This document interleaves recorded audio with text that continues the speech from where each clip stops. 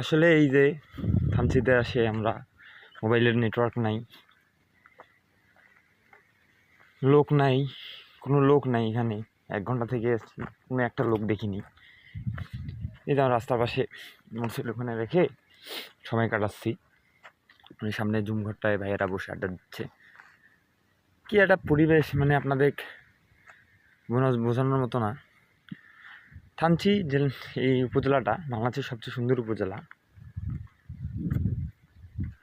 কিন্তু বিভিন্নভাবে এই থানচি উপজেলাটা ধ্বংস হচ্ছে।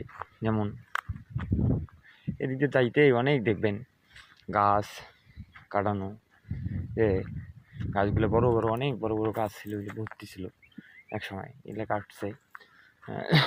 এখানে আমের গাছ লাগাচ্ছে, কলার গাছ লাগাচ্ছে, ওরা বিজনেস টাইপ করে ফেলাচ্ছে আর কি।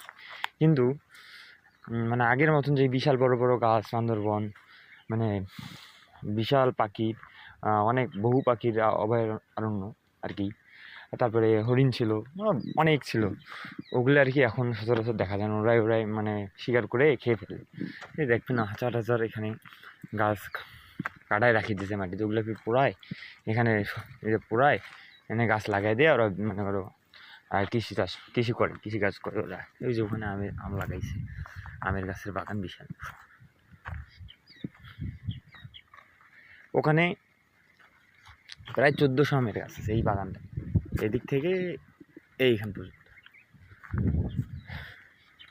এই যে এখানে কলার গাছ, এগুলি বিশাল বড় বড় গাছ ছিল আগে। কিন্তু অবশেষে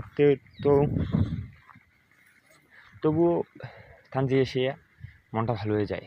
খুবই শীতল পরিবেশ, কোনো শব্দ নাই, পশু পাখির আওয়াজ ছাড়া, আর গাছের পাতার যে বাতাসের সাথে যে সাউন্ডটা হয় এটা ছাড়া আর কোনো মানে সাউন্ডে পাওয়া যায় না। পুরা ফাঁকা এলাকা, খুবই মনোরম পরিবেশ আর কি। এখানে কিছুক্ষণ সময় কাটাবো, তারপর আমরা চলে যাব আবার অন্য জায়গায়, ওই দূরে যাব। ওখানে সাধারণত কেউ যাইতে পারে না, আমরা যাব। আমাদের সাথে ভাই আছে, এখানকার এক ভাই, ওনার রিসোর্ট আছে, উনি নিজে ড্রাইভ করে নিয়ে যাচ্ছে আমাদেরকে। এখানে আসতে সাধারণত লোকজন আসে না। উনি বললো যে ভাই আসেন আমরা যাই। উনি 3 জন চালাইতে পারে এই রাস্তায় খুব সুন্দরভাবে। হ্যাঁ, ভাইদের সাথে একটু গল্প।